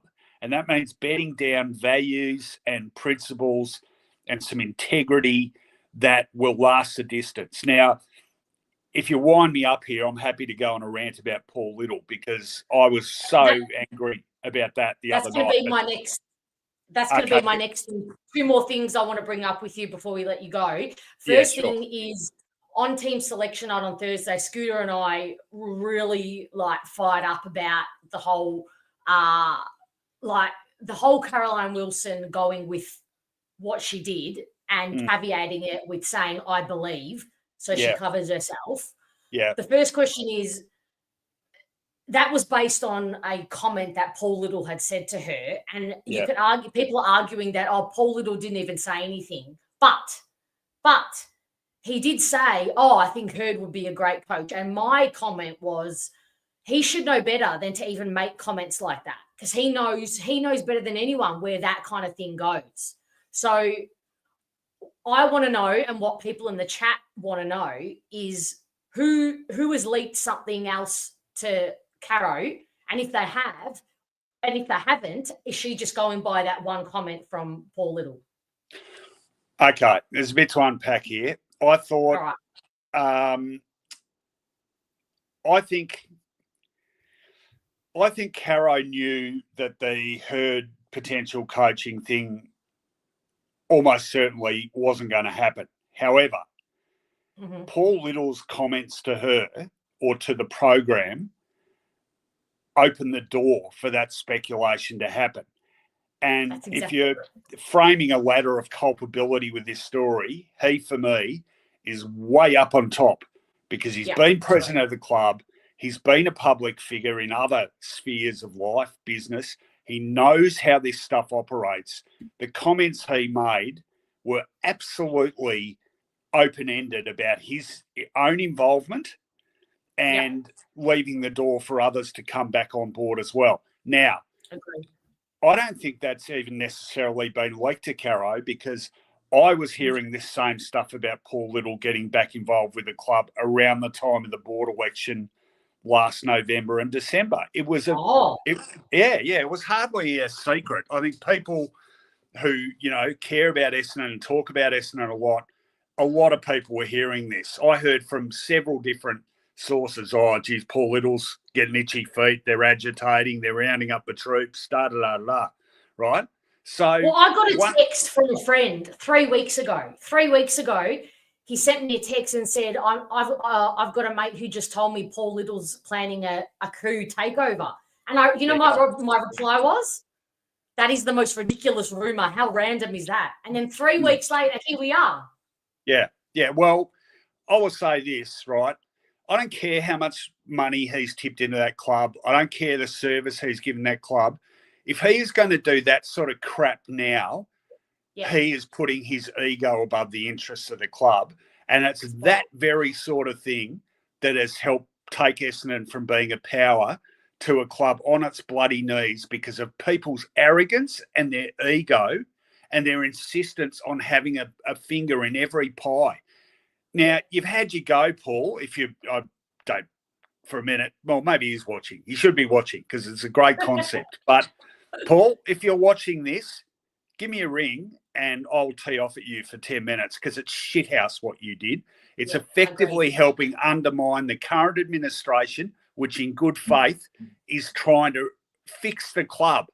And you were part of the administration, which some would argue reduced the club to the troublesome spot it is in today, right? So for you to say that and open the door for that sort of speculation, not just about your own involvement, but James Hurd's, is just really, at best, irresponsible and at worst, treacherous. You know, it's the last thing. If you really, and look, what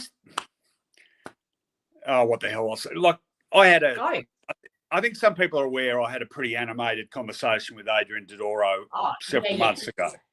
Yeah. Well, one of the points I was trying to make to him was, if you really love the club, let it go, mate. Piss off. You know, you've had your chance. Yeah. You know, it's someone else's turn now. So just, if you really, really love the club, let them have a go and keep your bloody nose out of it. Really? Are you telling me people trying to say that Paul Little, with his intelligence and his smarts and, you know, time in the industry, didn't know what he was doing by putting, as you say, an open-ended? It was so convoluted and so it was. He put the bait out there. He knew exactly what he was doing, subconsciously or consciously. Spot on, right? And this is getting back to Caro. I suspect Caro knew that her thing's not going to happen, but by saying what Little said, that enabled her to credibly introduce the Herd thing as a possibility because of his strong links to Little previously. That's how it works. Now, they know in doing that, okay, this isn't going to happen. But if Little is actually going to get involved again, it's not beyond the realms of possibility that he'd be talking to Herd. If Little is saying Herd would make a great coach, why wouldn't it be possible? So, of course, they're going to speculate. So from that point of view, I think she was being mischievous, but I don't think what she did was necessarily ethically wrong. Yeah. The person who was morally most culpable for me in from an Essendon perspective was Paul Little. And, you know, I was out that night and I got home and I heard that and I was just ropeable because, you know, one of the biggest advance in the club over the last 2 years for me actually isn't on the field. It's off the field, where for the first time in 25 years, everyone's on the same page. All the departments of the club are actually pulling in the one direction. Everyone sees where they want to go. Craig Vozzo, who, you know, I'm increasingly impressed by in that CEO role, he's making sure that everyone knows what's going on. People know what the list strategy is. The various departments of the club are harmonious. People are actually happy working at the club, which wasn't the case for a long time. That stuff is happening now. That is, I know it's not on the field getting kicks and kicking goals, but trust me, all that stuff goes towards the overall vibe that a club produces. And it is important, and it does have a rub-off onto the playing group, their satisfaction levels, which again flows onto their investment in the program, which again flows onto their capacity to improve. You know, I mean, surely we're smart enough now, and I suggest to everyone, I know I'm rambling here, but Richmond's return to a powerhouse, you know, is an amazing story. But if you want to really know sort of how it happened, I couldn't recommend more highly a book called Yellow on Black, written by Conrad Marshall, one of my former age colleagues, who spent that 2017 season and 2016 actually inside Richmond and wrote a book about it. He ended up writing, I think, 3 books out of it. But the way that club went about going from where it was to where it became, you know, in the space of 12 months, it's all about this stuff. It's all about harmony between the various departments of the club. You know, the actual sort of playing stuff is a big chunk of it, obviously, but there's a whole holistic picture. And Essendon has been so far behind what healthy and successful clubs operate like that for me, that has been, and it's hard to quantify and it's hard for people to see. It's hard even for me to see. But that's the impression I have, that the club is ticking over 100% better than it was. The next bit, okay, that's the on-the-field stuff. It's turning over that list bit by bit. It's recruiting the sorts of players you want bit by bit. And have a look at how it's starting to happen now. You've got Caddy in there. You've got Kako in there. You've got Roberts in there. How good was Roberts tonight? You've got a couple of gems, one from the mid-season draft in Durham.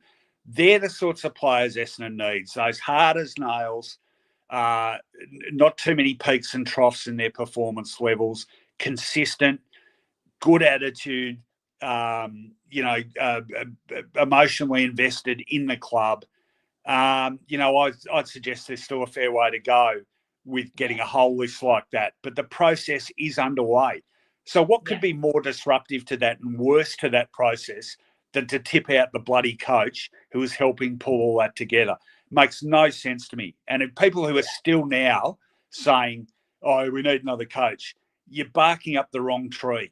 Again, listen to me. Hear my words. Jock McHale could be coaching this group of players and they would be performing no better than they are. Agree. If there was a team full of, Isaac Smiths and beautiful ball users, you could say, yeah. But they don't even get the fundamentals right. Last week, slipping tackles. That is a fundamental part of this game. And then, as you say, basic handballs, unpressured kicks, like they're the fundamentals. No perfect game plan, no perfect coach is turning that. Well, one of the things I like about Archie Roberts, and I'll be honest, I don't get time to watch the VFL much at all, if ever. So I hadn't really seen much of Angus Clark other than highlight reels and whatever. But what I'm noticing with this, the recruits of the last few drafts, their kicking is pretty good. Archie Roberts as a kick, pretty handy. Clark as a kick seems to be pretty good. I reckon you're going to see a far bigger premium placed on those sort of qualities rather than some of the qualities that Essendon did seem to recruit on. And where sort of, I don't know, athletic gifts and background seem to be a higher premium than they should be, and not there, this guy can kick a footy, or this guy can find footy IQ, this guy can find space in traffic. I think they're the sorts of qualities I'd rather my team's players had. So and that's why I'm looking forward to it. And I'm buoyant by next week's draft because we're going to take at least 3 players, and I'm excited by that because look what's come out of 1 year with Rosa at the helm. So far so good. That's my second thing that I wanted to talk to you about. We've been having a bit of a debate in the chat so far tonight. Is it bad luck? Or is it conditioning with these injuries? Because now this is very strange. Yeah, well, you know what? Have you caught up with the injuries from tonight, Ro? Well, I know Langford did a quad. Reed, they're talking about hamstring. Is that right? Yeah. Yeah, I mean, who knows how bad it is. My fear with Reed is that because of his history, they'll be ultra cautious with it, and he'll probably miss 6-7 weeks easily, 4 to 6 easily. So no, look, that's a huge blow. Look, I don't know if I don't want to speak out of school, and no one's told me anything in confidence about this, but I think I get the impression some people at the club are getting to really I think they're having a really close look at strength and conditioning and the whole fitness area as a whole, and the rate of injuries and the recovery, and some of these longer term guys. I mean, why are they longer term? Why do guys keep getting re-injured whilst they're doing their recuperation? That sort of stuff, And funny, I was talking to Rodney Eade about this the other day when we were doing the podcast, and it was like, a coach has got to be careful not to get sort of too finger pointy about this stuff because they don't have the expertise that those coaches in those areas do. But there has to be a point at which you start going, well, we're just getting too many soft tissue injuries or too many recurrent soft tissue injuries. A good example with Hawthorn last week was Cal Shadir came back and really struggled, and there was a view that, they brought him back too early. Now, look, there's plenty of luck that is attached to it as well, but, I sense there's a lot of frustration about that, and I think it'll be something that's reviewed pretty closely again. Good. Yeah. I mean, it's looking really poor that we sent both Ridley and Zach Reid off to Qatar to fix their soft tissue injuries, and both of them now, well, let's touch wood about Reid, but Ridley, an 8-week hammy, when Guelphy did a hammy, it was like off the bone, and Langford, he, a really severe hammy. I think, I don't know. I think this is one too many of these big injuries to blame it on bad luck.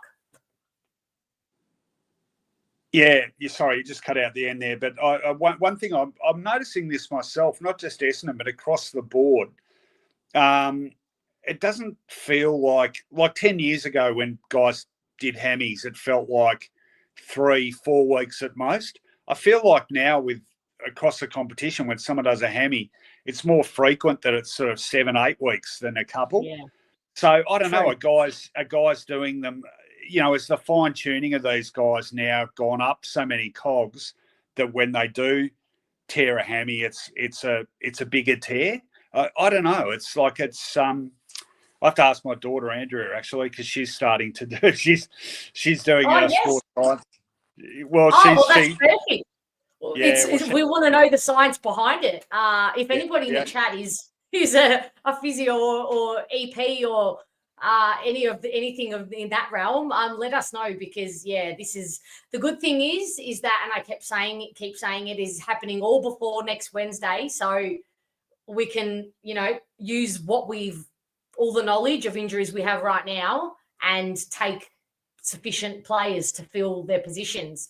This is going to add another level of challenge to Brad Scott, because no longer can we start getting connectivity and chemistry between in the lines. We're going to have to do a lot of shifting around.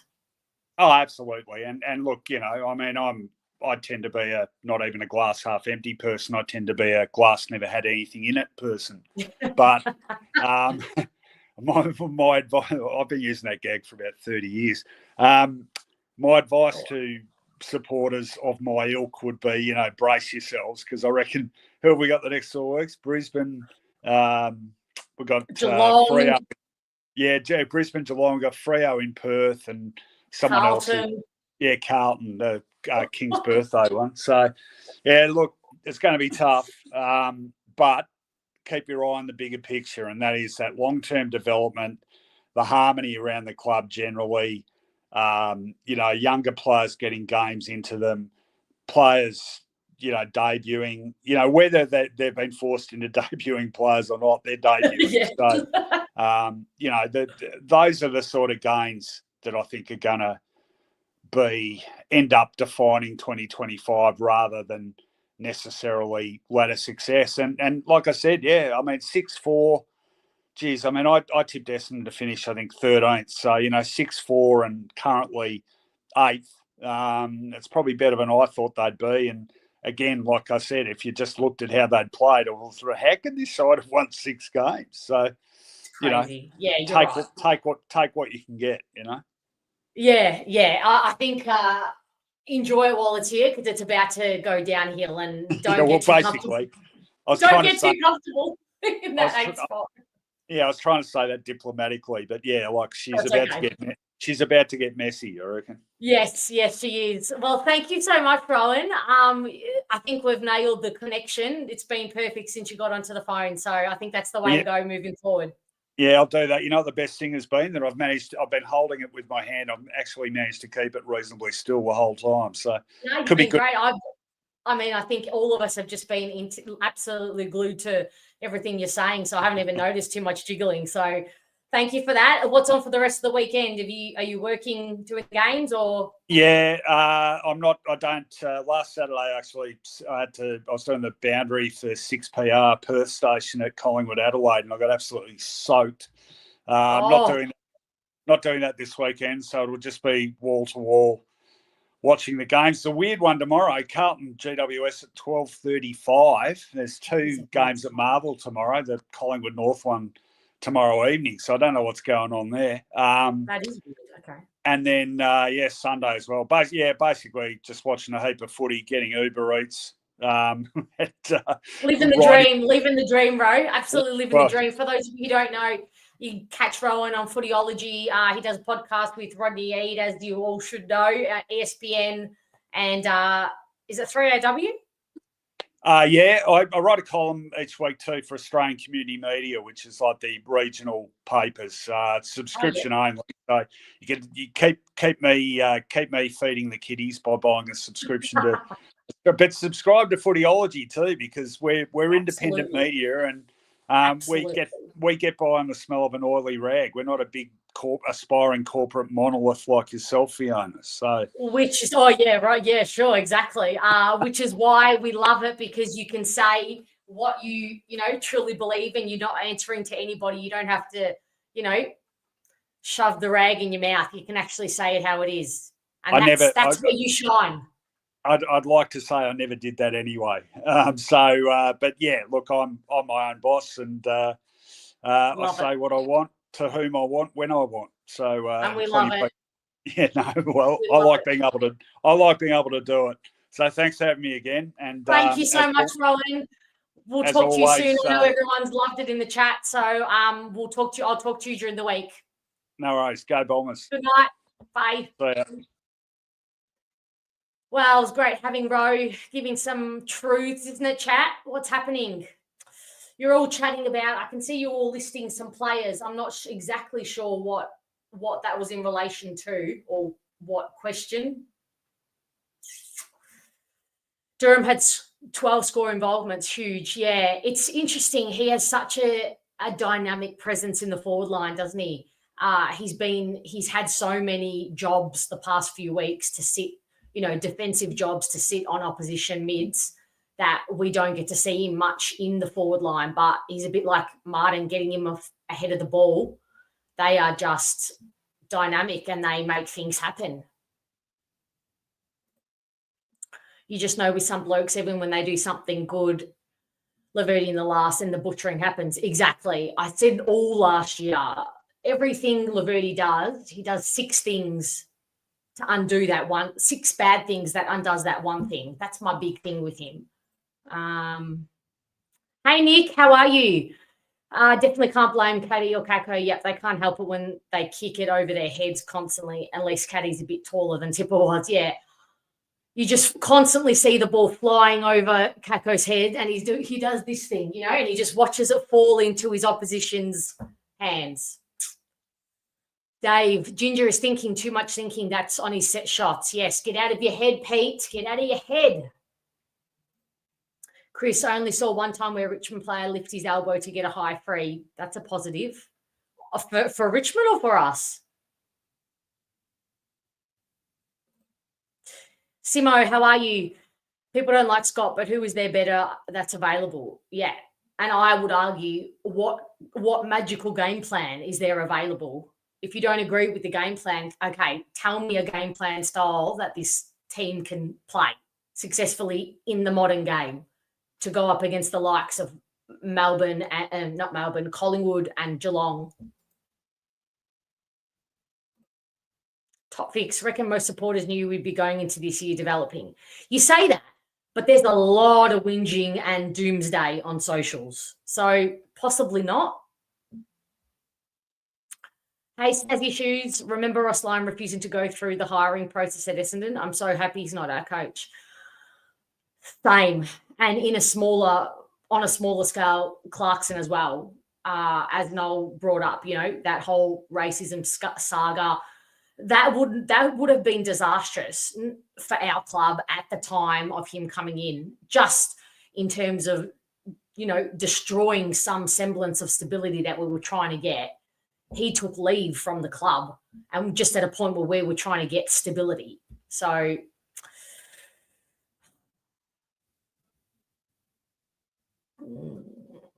Jeremy, not having the G as our home ground is killing us.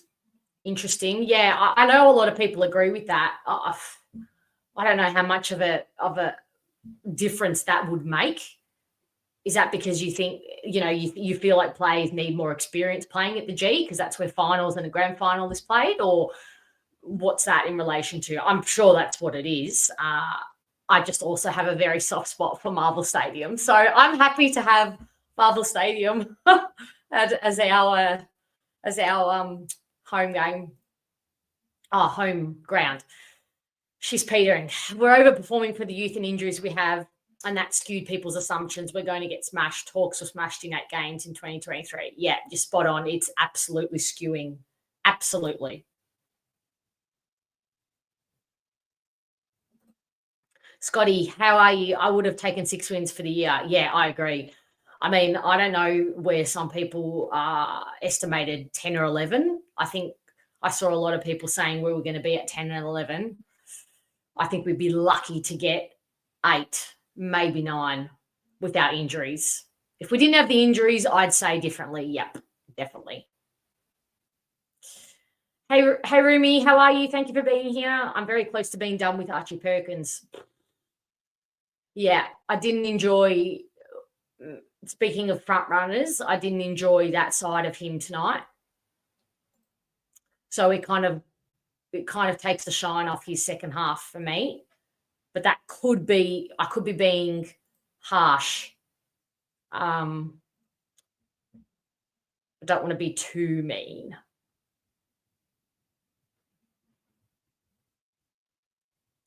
Home now for a lazy weekend. Great to hear, Brett. Have a good one. Watch some footy. Chill out.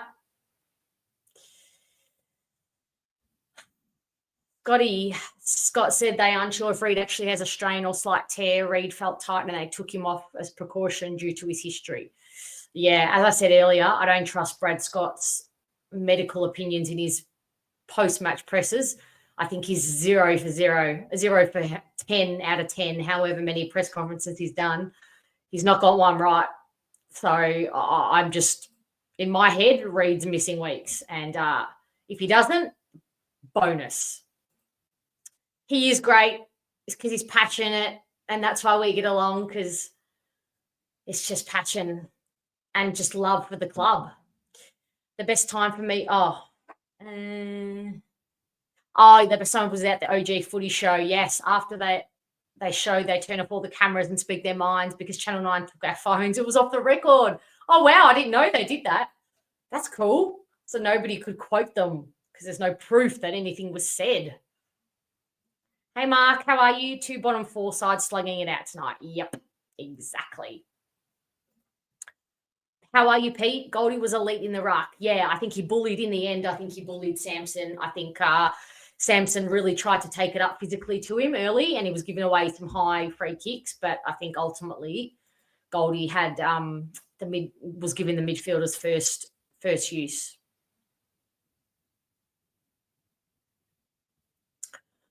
All right, team. I think I might leave it there for the night. It was a win, so we banked that, and we just tuck in for a challenging period ahead. As usual, if you are here and you have not subscribed, please do that for me. Mentioned earlier in the show, Wednesday night, Felix from Everything Essendon and I will be doing a post-mid-season draft live show. We'll go through all of the players that we take and some of their attributes and what we think they can bring to the club, and we'll get Felix's take on them.